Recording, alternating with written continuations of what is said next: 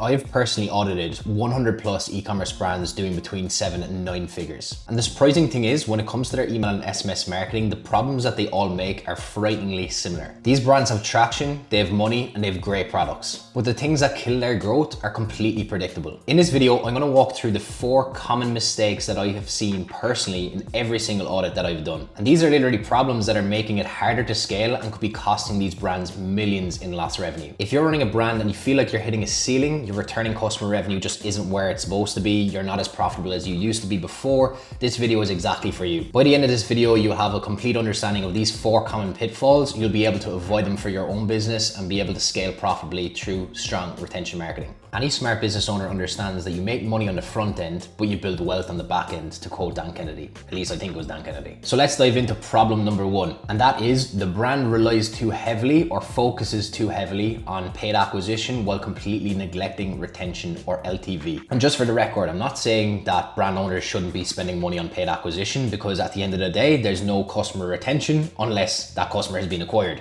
So you literally can't do the second part without the first. But the thing is, most brands are absolutely obsessed with paid media. They're pouring valuable ad spend into Meta, into Google, into other channels with absolutely zero reorder strategy. They don't have a subscription strategy, and there's literally no plan to get customers to just come back. The thing is, acquisition feels, I suppose, addictive because it's super fast, whereas retention is slow, but it does build wealth. I'll often jump into an account, all the metrics might look great, and in this example, I might use a supplement brand. Their acquisition could be really good, their AOV might be nice, but when you really dive deeper under the hood, you might discover that 80 to 90% of those customers that they acquired never return. And of course, this poses a huge problem to e-commerce brands. As advertising gets more and more expensive, it's more expensive to acquire a customer. If you don't have that reorder strategy there, you're basically toast. Now, I might add a caveat to this point. Of course, if you're running a furniture brand or something where it just naturally has a different sales cycle, for example, you're not going to be buying a bed every single month. But for brands with that natural repeat purchase baked in, whether you're selling, supplements, skincare, whether you're selling food products or drinks, having a reorder strategy is not just a nice to have, you just have to have it. And for a lot of these types of brands who I'm auditing day in, day out, you would be so surprised how little of them have that reorder strategy. Now, you might be wondering why that is the case. It sounds pretty obvious to have a reorder strategy. Again, what's obvious isn't always necessarily done in practice, but that does bring me on to my next point. Problem 2, they fail at product onboarding and education. You would not believe the amount of brands that I audit every single day, every single week, and I go in and it's a supplement brand and they literally have no emails post-purchase. So this customer has just purchased something that they'll put into their body, that they'll use for some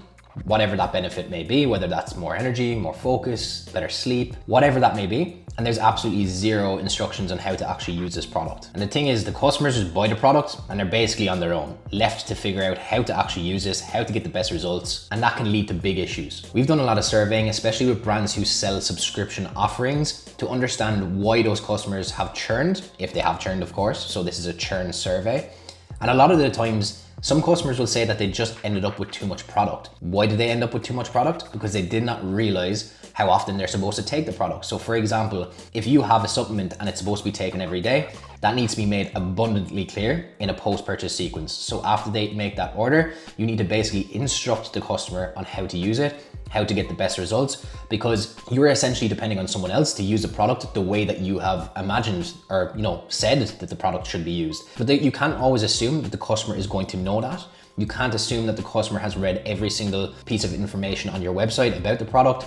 So that is absolutely crucial. Of course, if you're selling a CPG product, having instructions not only in your email sequences, but also in your packaging as well, of course, is of utmost importance. Again, I know this might sound simple, but a lot of brands are not doing this. Ideally, if you have a subscription business, or maybe you sell skincare, or again, maybe you sell food or drink, depending on the type of category, but you'll almost want to have like certain milestones, maybe every week, maybe every month after that customer places an order.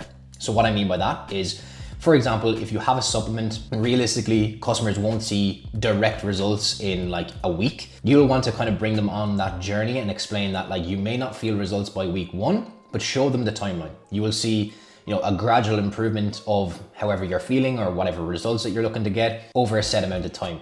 So they are primed to understand that they are in it for the long run. because what will often happen is customers might purchase with the perception that they might get results within 1 week or within 2 weeks. And if that is the case, you must make clear that the customer must stay the course for a certain amount of time until they start really reaping those benefits. This is incredibly important in skincare and supplements in particular. And that brings me on to problem 3. And this is that a lot of these brands will have an incomplete or completely broken flow structure. Again, this sounds really, really simple. And I know a lot of these points might sound simple in this video, but it is incredibly frightening how often big brands are making these errors. I would say out of the 100+ audits is probably more like 150 to 200 audits realistically. I would say that 80 to 85% of those brands have major issues on their core flows with a wrong filter, with broken logic, broken segments, aggressive discounting, that basically trains their customers to wait for sales, or else customers don't even receive emails that they were supposed to receive. So let this point serve you as a reminder to go into your Klaviyo account, OmniSend account, whatever ESP that you're using, and audit your flow structure. Make sure that all triggers are working correctly. That might sound extremely basic, but I promise you, I am literally auditing 9-figure brands with these massive mistakes that are costing them, I mean, millions. Some examples of this would be, I was recently auditing a pet food company, and they had in their abandoned checkout an incorrect filter, which caused 90% of people to get skipped from their abandoned checkout, a really super high intent flow that most people were not receiving. And I also might add to this as well, outside of broken logic or broken filters, I would obviously make sure that you have all of the core flows in place. And the core flows include your welcome series, your abandoned cart, your abandoned checkout, your browse abandonment, site abandonment, post-purchase, customer win back. As long as you have those core ones and they're super dialed in, that is like most of the battle here. Of course, if you're selling skincare or supplements, or again, you're offering subscription, you'll obviously want to have subscription flows as well. So for when someone starts their subscription, to when someone cancels, to when someone's about to renew their subscription, you'll want to make sure that you have that kind of transactional stuff there as well to obviously onboard them when they do start that subscription. And of course, if they cancel, try to extract a bit of information as to why they did, so you can obviously improve your subscription program over time. Now, this will bring me on to the 4th core problem that I'm seeing in almost all of these audits, but I do want to add a caveat to all of this, that your retention can only be so good if your product is mediocre. So for example, when is the last time that you bought a product and you were really disappointed with the process? Ask yourself, like, were you really compelled to make another order with that company? Whether that be for customer service issues, whether that be for, again, a poor product, really poor packaging, late delivery, all of these things really matter when it comes to customer retention. Obviously, I run a retention agency called Retention for Brands, and I don't want to be biased because, of course, email and SMS is absolutely crucial for every single e-commerce brand, but I do not want to portray that this will save a poor product. If your product is poor, your retention is going to be poor. Like, no matter what your email or SMS strategy looks like, it does not matter. If you have poor customer experience, if you have really poor packaging, if your shipping is late,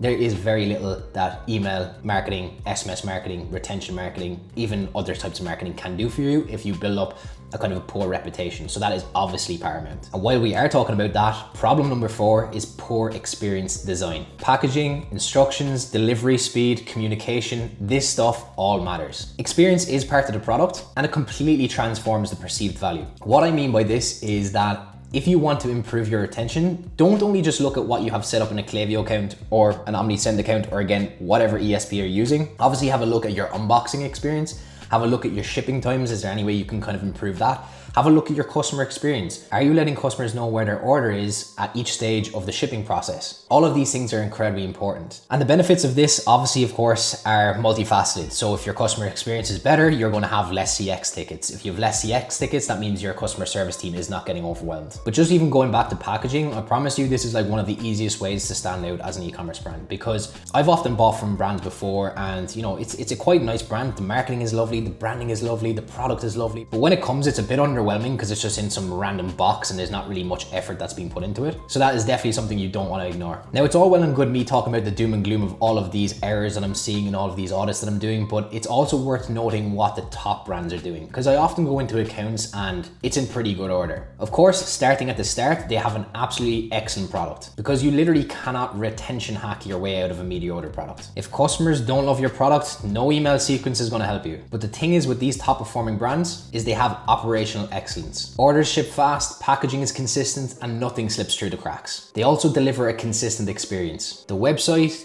the emails, the follow-ups, it all reinforces the same brand promise. And the thing is, they think in systems, they do not think in terms of campaigns. They're not trying to scramble for the next promotion or the next hack. They've built a repeatable model where customers constantly come back, they refer more customers, and they increase their lifetime value over time. The thing is with getting customers to come back, it is an ecosystem. And hopefully I've gotten that point across well enough in this video that not only do you need your email and SMS flows, your lifecycle architecture there, your campaigns going out every single week, your other retention channels like direct mail, you need to have that good product experience. And that is probably the foundation of good retention. I really hope you enjoyed those takeaways. And if there's anything that you do want me to cover on a future video, please leave a comment down below and I'll get back to you as soon as I can. And if you do want to see more videos like this, I'll be dropping regular marketing breakdowns on this channel. It would be great if you could like this video and subscribe. Plus, if you're running an e-commerce brand doing over $100,000 per month, click the link down below in the description and I'll offer you a free audit. I will personally do it myself.